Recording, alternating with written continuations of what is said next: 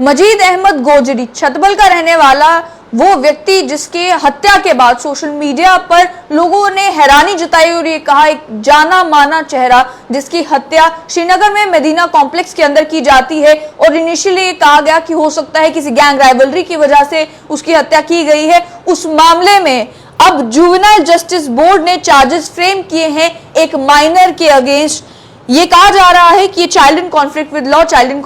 Law उन्हें माना जाता है। जो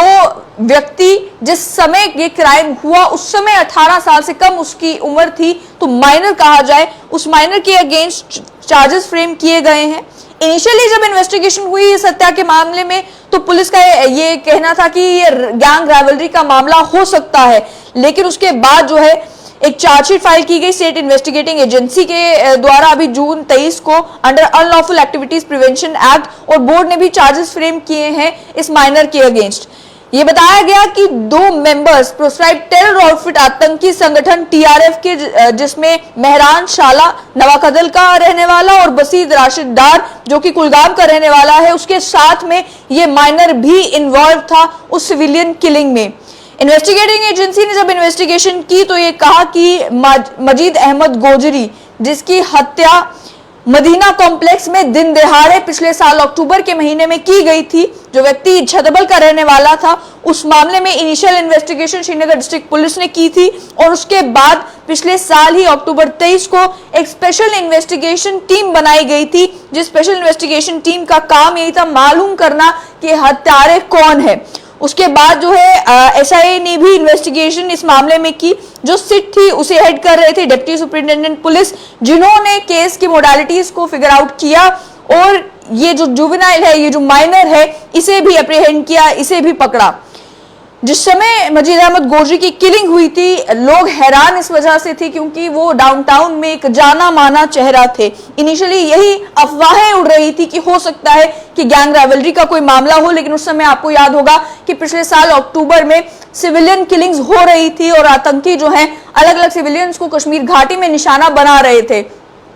मजीद अहमद गोजरी से पहले भी जो है वो सिविलियन किलिंग्स हो चुकी थी कश्मीर घाटी में। इसके चलते टेरर एंगल को भी जो है वो प्रोब किया जा रहा था। जिस समय एसआईए ने इन्वेस्टिगेशन की तो एसआईए की इन्वेस्टिगेशन में ये कहा गया कि साफ पता चल रहा था कि द रेजिस्टेंस फ्रंट जो कि आतंकी संगठन है उसकी इन्वॉल्वमेंट मिली है, और उसके चलते फिर आगे जब केस में इन्वेस्टिगेशन हुई तो केस की इन्वेस्टिगेशन में ये जो 2 आतंकी थे, मेहरान शाला और उसके साथ में बसीद बासित राशिद डार, इसके साथ में ये तीसरा जो माइनर है, इन तीनों को अप्रीहेंड किया इसी किलिंग के मामले में। हैरानी की बात है कि सिविलियन किलिंग्स कश्मीर घाटी में होती है, जिसको लेकर पुलिस भी ये कह रही है कि हाइब्रिड टेररिस्ट कश्मीर घाटी में देखने को मिल रहे हैं। वो युवक जिनके हाथ में पिस्तौल थमाई जाती है, टारगेट सेट कर दिए जाते हैं कि आप इस सिविलियन को जाकर टारगेट करें और उसके बाद वो अपनी वापस से जिंदगी में नॉर्मल तरीके से शामिल हो जाते हैं। एक जुवेनाइल का, एक माइनर का भी एक हत्या में शामिल होना जो है वो बड़े गंभीर सवाल उठाता है। पुलिस ऑलरेडी जो है इन्वेस्टिगेशन इस मामले की भी और बाकी सिविलियन किलिंग्स के मामले में भी कर रही है। कई आतंकी जो इन्वॉल्व पाए गए सिविलियन किलिंग मामले में, उनको न्यूट्रलाइज भी किया गया ये सिक्योरिटी फोर्सेस के द्वारा, लेकिन अब जो है